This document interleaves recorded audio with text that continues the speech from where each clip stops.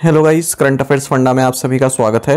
मैं हूं आपके साथ अभिषेक शर्मा और आज के इस वीडियो सेशन में हम 4 सितंबर तक के सभी इंपॉर्टेंट करंट अफेयर्स कवर करने वाले हैं। हमेशा की तरह आप इस वीडियो को अंत तक जरूर देखिएगा, आज भी आपको काफ़ी कुछ जानने के लिए मिलेगा। सेशन की शुरुआत क्वेश्चन ऑफ द डे से करते हैं।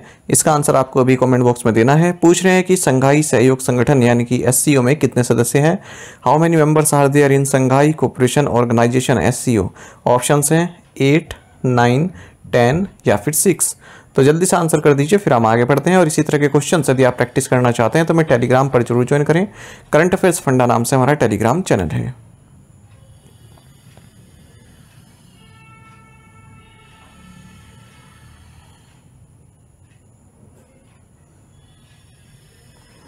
Which team won the 2024 Durand cup.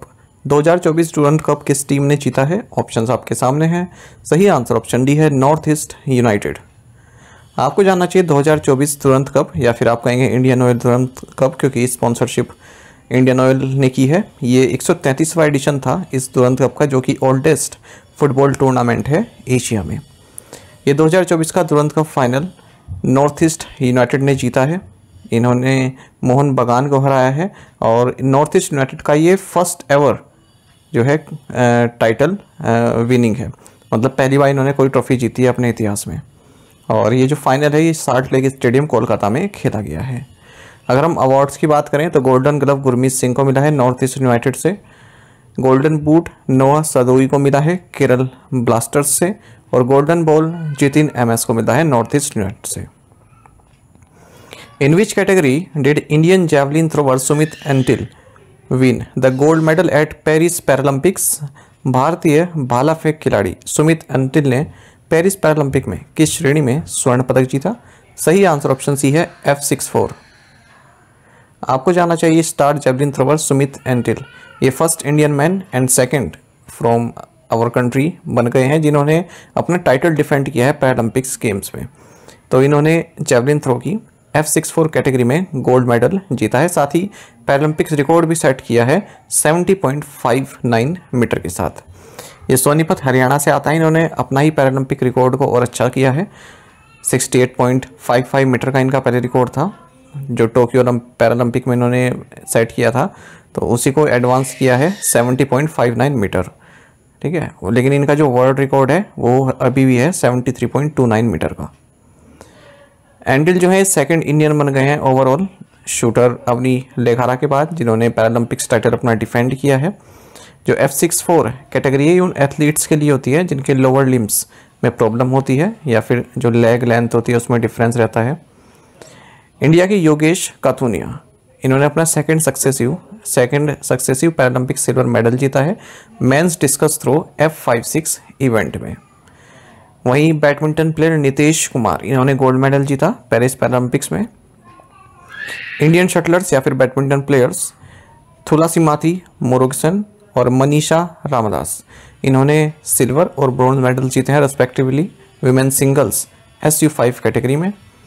Indian shuttler Suhas Yathiraj जो कि IAS ऑफिसर भी हैं, इन्होंने अपना second successive Paralympic silver medal जीता है मेंस सिंगल्स SL4 कैटेगरी में। वहीं शीतल देवी और राकेश कुमार की जोड़ी ने ब्रॉन्ज मेडल जीता है mix team compound archery competition में। ये केवल दूसरी बार है जब भारत ने कोई मेडल जीता है आर्चरी में पैरालंपिक्स में। इससे पहले हरविंदर सिंह ने इंडिविजुअल ब्रॉन्ज मेडल जीता था टोक्यो पैरालंपिक्स गेम्स में 3 साल पहले। Who won Aragon MotoGP. Aragon MotoGP किसने जीता है। सही आंसर ऑप्शन सी है मार्क मार्केज। देखिए मार्क मार्केज इन्होंने अरागॉन मोटोजीपी जीता है। स्पेन में ये प्रतियोगिता हुई। आपको बता दें जो मार्क मार्केज हैं ये Spanish grand prix motorcycle road racer हैं जो कि Ducati team Gresini Racing MotoGP के लिए रेस करते हैं। Who won Italian Grand Prix 2024। Italian Grand Prix 2024 किसने जीता। ऑप्शंस आपके सामने हैं। सही आंसर ऑप्शन सी है चार्ल्स लेक्लर्क। आपको जानना चाहिए चार्ल्स लेक्लर्क इन्होंने इटालियन ग्रां प्री 2024 जीता है। इस सीज़न इन्होंने मोनाको GP भी जीता हुआ है। और आपको ये जानना चाहिए कि जो मिस्टर चार्ल्स हैं ये मोनेगस्क रेसिंग ड्राइवर हैं, यानी कि मोनाको के हैं। जो मोनाको के रेजिडेंट होते हैं उन्हें मोनेगस्क बोलते हैं, जैसे इंडिया के जो होते हैं उन्हें इंडियन बोलते हैं। और ये फॉर्मूला 1 में स्कूडेरिया फरारी के लिए रेसिंग करते हैं। तो ये तो हो गया आपका जो कार रेसिंग होती है, ठीक है। और जिससे पहले जो हमने पढ़ा ये था मोटो जीपी वाला, ठीक है। तो अंतर है इनमें दोनों में, और ये पूछे जाते हैं एग्जाम में। Who won the Tuanku Muhriz trophy 2024 squash tournament? Tuanku Muhriz trophy 2024 squash tournament किसने जीता? सही answer option B, Abhay Singh. देखिए आप एक बात याद रखिएगा, अभय सिंह किस खेल से संबंधित है, ये आपसे एग्जाम में पूछे जाने की संभावना है, क्योंकि पूरे साल भर ये काफ़ी चर्चा में रहे, ठीक है। इन्होंने टाइटल्स जीते हैं। तो तुआंकू मोहरीज ट्रॉफी 2024 स्क्वैश टाइटल ये अभय सिंह ने जीता है। इन्होंने सुज कुआन लाउ जो कि हांगकांग के हैं, इन्हें हराया और अपना 10th PSA टूर टाइटल जीता है सिरम्बन मलेशिया में। आपको बता दें इस साल इन्होंने good fellow classic, Wellington masters titles भी जीते हैं, और एशियन स्क्वायर डबल्स चैंपियनशिप जो जुलाई में हुई थी वहाँ इन्होंने ज्योत्सना चिरप्पा के साथ मिलकर मिक्स डबल्स टाइटल जीता, और वेलवन सेंथिल कुमार के साथ मिलकर मेंस डबल्स क्राउन भी जीता है। वहीं आपको जानना चाहिए एक और sports news, Asian cadet and junior judo championships जो कि साउथ कोरिया में हुई है मोंगियोंग में, यहाँ इंडिया की हिमांशी टोकास इन्होंने सिल्वर मेडल जीता है विमेंस 63 किलोग्राम इवेंट में। Which event did Aarti win a bronze medal in at the world under 20 athletics championships? विश्व अंडर 20 एथलेटिक्स चैंपियनशिप में आरती ने किस स्पर्धा में कांस्य पदक जीता? ऑप्शंस आपके सामने हैं, और सही आंसर ऑप्शन डी रहेगा विमेंस 10,000 मीटर रेस वॉक। आपको जानना चाहिए वर्ल्ड अंडर 20 एथलेटिक्स चैंपियनशिप, यहाँ पर भारत की आरती ने ब्रॉन्ज मेडल जीता है विमेंस 10,000 मीटर रेस वॉक में। लीमा पेरू में ये प्रतियोगिता हुई है। तो इन्होंने 44 मिनट 39.39 सेकंड्स लिए हैं और थर्ड पोजीशन पर रही हैं। चाइनीज़ रेस वॉकर जुआमा बेमा इन्होंने गोल्ड मेडल जीता, और वहीं जो मेलिंग चेन है इन्होंने सिल्वर मेडल जीता है। Who won the MRF Indian National Car Racing Championship 2024 in the saloon category? Saloon श्रेणी में MRF Indian national car racing championships 2024 किसने जीती? सही आंसर ऑप्शन भी है डायना पुंडोले। देखिए डायना पुंडोले पुणे से आती हैं, इन्होंने नेशनल चैंपियनशिप जीती है सैलून कैटेगरी में MRF Indian national car racing championship 2024 में। ये चैंपियनशिप चेन्नई में हुई है, मैन और वुमेन दोनों ने इसमें पार्टिसिपेट किया। Who took over as Deputy Chief of the Air Staff of the Indian Air Force? भारतीय वायुसेना के उप वायुसेना प्रमुख का पदभार किसने संभाला? सही आंसर ऑप्शन ए है तेजिंदर सिंह। आपको जानना चाहिए एयर मार्शल तेजिंदर सिंह, इन्हें deputy chief of air staff of the Indian Air Force appoint किया गया है। आप जानते हैं कि जो chief of the air staff हैं ये air chief marshal Vivek Ram Chaudhari हैं, और आपको ये फैक्ट भी जानना चाहिए अब तक इंडियन एयर फोर्स में केवल एक ही 5 स्टार रैंक ऑफिसर हुए हैं, इनका नाम है अर्जन सिंह, अब तो नहीं है ये। Who is the chairperson of the supreme court's high powered committee to resolve farmers grievances at the Shambhu border? Shambhu सीमा पर किसानों की शिकायतों को हल करने के लिए सुप्रीम कोर्ट की हाई पावर्ड कमेटी के अध्यक्ष कौन है? सही आंसर ऑप्शन डी है जस्टिस नवाब सिंह। आपको जानना चाहिए सुप्रीम कोर्ट ने एक 5 member high powered committee constitute की है, गठित की है, जिसकी अध्यक्षता farmer Punjab and Haryana high court जज जस्टिस नवाब सिंह कर रहे हैं, ताकि जो फार्मर्स का एजिटेशन चल रहा है, जो उनका आंदोलन चल रहा है, जो उनकी ग्रीवेंसेज हैं, ठीक है, जो भी उनकी प्रॉब्लम्स हैं, उनको सोल्व किया जा सके आराम से। तो ये किसान अभी शंभू बॉर्डर पर बैठे हुए हैं। फार्मर्स जो है एजिटेटिंग कर रहे हैं, कई तरह की उनकी डिमांड्स हैं, और उसमें खास डिमांड ये है कि उनको लीगल गारंटी चाहिए मिनिमम सपोर्ट प्राइस की। Which bank launch the giga financial sweet? किस बैंक ने गीगा वित्तीय स्वीट लॉन्च किया है? सही आंसर ऑप्शन डी है HDFC बैंक। आपको जानना चाहिए HDFC बैंक ने गीगा जो कि एक फाइनेंशियल स्वीट है, जिसे गीग वर्कर्स और फ्रीलांसर्स के लिए डिज़ाइन किया गया है। तो इसका मकसद है गीग इकोनॉमी को जो है सुदृढ़ करना। तो यहाँ पर आप देख सकते हैं कि पहले आप ये जान लीजिए गीग वर्कर्स क्या होता है। इंडिपेंडेंट कॉन्ट्रैक्टर्स हो गए, ऑनलाइन प्लेटफॉर्म वर्कर्स हो गए, या फिर कॉन्ट्रैक्ट फर्म वर्कर्स हो गए, ऑन कॉल वर्कर्स हो गए, टेम्पररी वर्कर्स हो गए, इन सभी को गीग वर्कर्स कहते हैं। जैसे जोमेटो डिलीवरी बॉय हो गए या फिर अमेजोन डिलीवरी बॉय, ये सब भी गीग वर्कर्स में ही काउंट किए जाते हैं। तो इनके लिए HDFC ने इस गीगा में क्या क्या लॉन्च किया है? फ्लेक्सिबल सेविंग्स अकाउंट, जिसमें investment option, insurance cover, business loans, car loans, 2 wheeler loans, gold loans, ठीक है, ये सब सुविधा इसमें दे रहा है। और हेल्थ एंड वेलनेस प्रोडक्ट्स भी प्रोवाइड करा रहा है, हेल्थ इंश्योरेंस प्रोवाइड करा रहा है, वो भी 20 रुपीज़ पर डे से। इससे पहले हमने देखा था कि HDFC बैंक ने अपने पेज ऐप मोबाइल एप्लीकेशन के थ्रू पिक्सल लॉन्च किया है, जो कि इसका first end to end mobile app based customizable DIY digital card है। What is reset program recently launched for retired Indian sports person? हाल ही में सेवानिवृत्त भारतीय खिलाड़ियों के लिए शुरू किया गया रीसेट कार्यक्रम क्या है? सही आंसर ऑप्शन डी है, retired sports person empowerment training. आपको जानना चाहिए कि union minister of youth affairs and sports and labour and employment doctor Mansukh Mandaviya, इन्होंने नई दिल्ली में retired sports person empowerment training reset programme को लॉन्च किया है। तो इस प्रोग्राम के जरिए जो भी रिटायर्ड एथलीट्स हैं, ठीक है, उनको जो है ट्रेनिंग प्रोवाइड की जाएगी, स्किल्स प्रोवाइड किए जाएंगे ताकि उनकी लाइफ और एम्प्लॉयबल हो सके। तो जो भी एथलीट्स हैं जो रिटायर हो चुके हैं एक्टिव स्पोर्ट्स कैरियर से, 20 से 50 साल के हैं, जो इंटरनेशनल मेडल पार्टिसिपेंट रहे, इंटरनेशनल इवेंट्स में नेशनल मेडलिस्ट रहे हैं, स्टेट मेडलिस्ट रहे हैं, या फिर किसी भी कंपटीशन में जैसे national sports federation, Indian Olympic association या ministry of youth affairs and sports द्वारा रिकॉग्नाइज किया गया है, इस तरह किसी भी स्पोर्ट्स में उन्होंने पार्टिसिपेट किया है, वो सभी इस कोर्स के लिए अप्लाई कर सकते हैं रीसेट प्रोग्राम के तहत। What is the total outlay approved for the digital agriculture mission? Digital कृषि मिशन के लिए अनुमोदित कुल परिव्यय कितना है? सही आंसर ऑप्शन बी है 2817 करोड़ रुपए।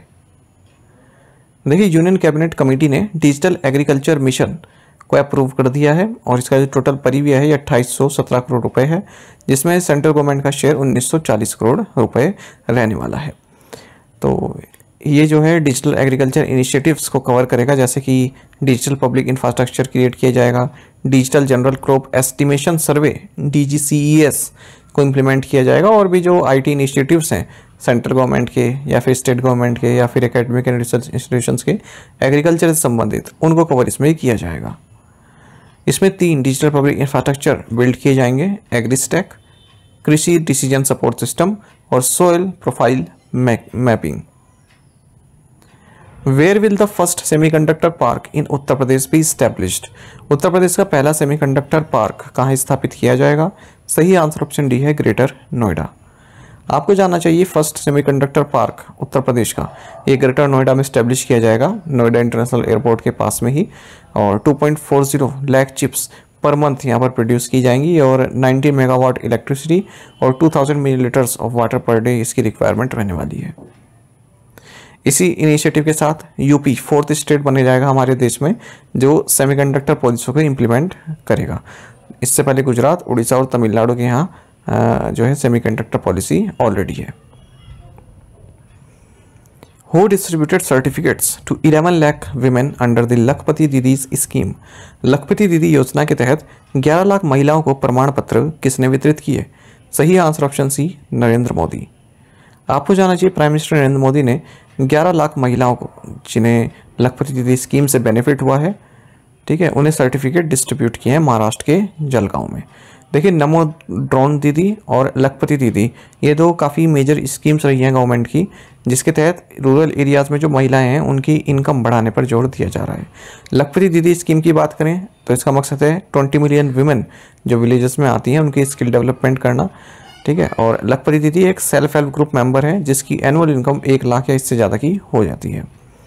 नमो ड्रोन दीदी स्कीम में सब्सिडीज प्रोवाइड की जा रही हैं विमेन सेल्फ हेल्प ग्रुप्स को, ताकि वो ड्रोन्स परचेज कर सकें और अपने ड्रोन्स वगैरह जैसे किराए पर दे देते हैं पेस्टिसाइड वगैरह छिड़कने के लिए, तो वहाँ पर यूज़ कर सकें।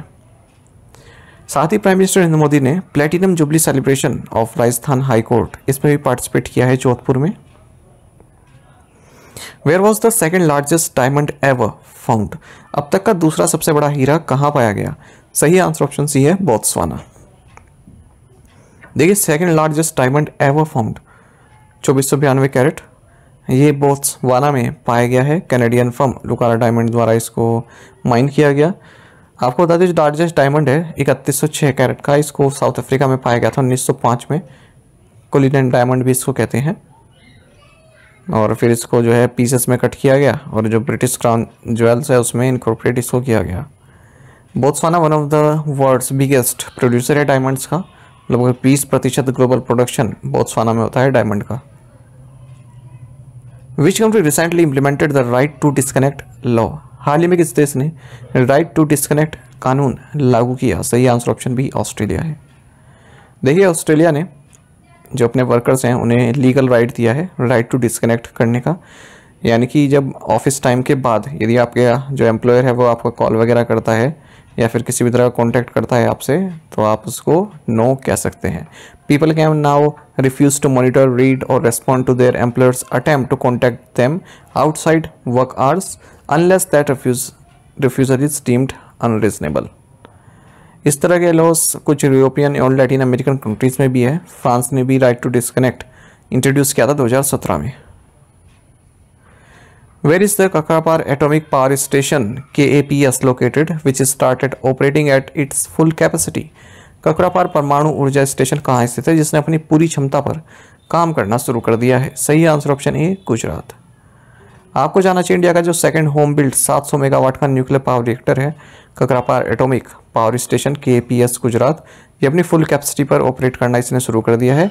जो इस KAPS की यूनिट 4 है ये अब तक 90% कैपेसिटी पर ऑपरेट कर रही थी और अभी अपनी फुल कैपेसिटी पर 700 मेगावाट पर जो है कार्य कर रही है।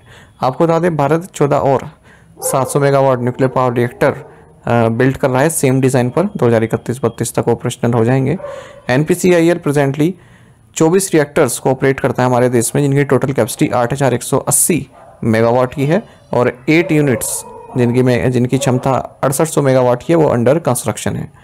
इसके अलावा 10 और रिएक्टर्स जिनकी टोटल कैपेसिटी 7000 मेगावाट की होने वाली है, ये प्री प्रोजेक्ट एक्टिविटीज़ में हैं अभी और लक्ष्य रखा गया है कि 2031-32 तक 22,480 मेगावाट की क्षमता हम प्राप्त कर लें न्यूक्लियर पावर कैपेसिटी में। ये डेटा जो है ना काफ़ी महत्वपूर्ण रहता है, एग्जाम में पूछ लिया जाता है कि हमारी कितनी क्षमता है फिलहाल न्यूक्लियर रिएक्टर की, कितना हम करना चाहते हैं 2031-32 तक। टू द पॉइंट क्वेश्चंस और उनके आंसर्स देख लेते हैं। When is the skyscraper day celebrated? September 3. Who is India's first civilian space tourist? Answer is Gopi Chand Thotakura.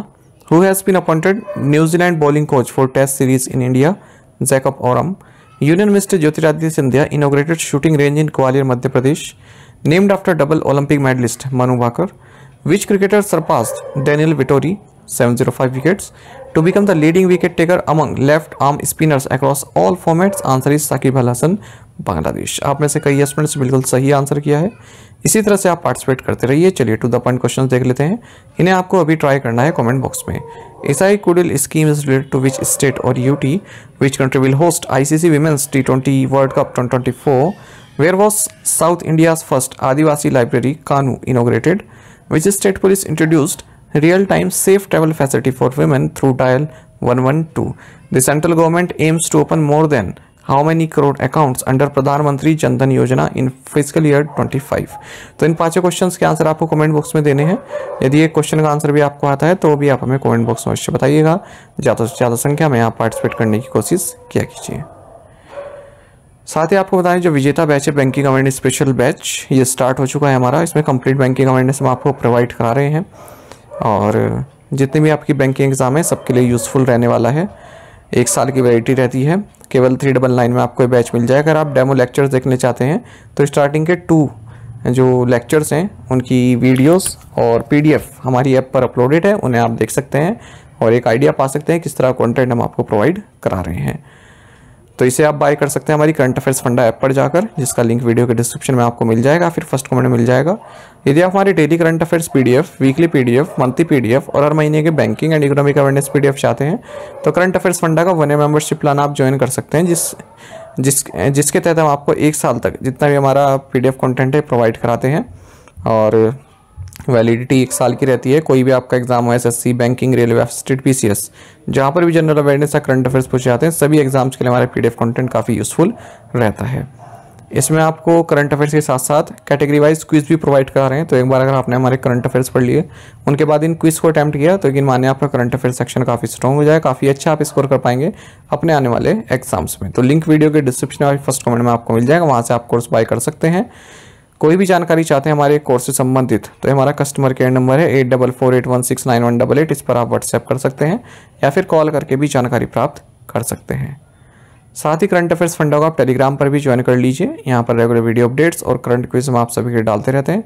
साथ ही डिस्कशन ग्रुप में आप किसी भी क्वेश्चन का सोल्यूशन प्राप्त कर सकते हैं। दोस्तों, हमारे करंट अफेयर्स की प्लेलिस्ट दी गई, इसको आप जरूर देखिए। अपने दोस्तों के साथ, फेलो एस्पिरेंट के साथ हमारे करंट अफेयर्स को शेयर जरूर करें। आज का ये सेशन आपको कैसा लगा आप कमेंट बॉक्स में अवश्य बताइएगा। Thank you guys.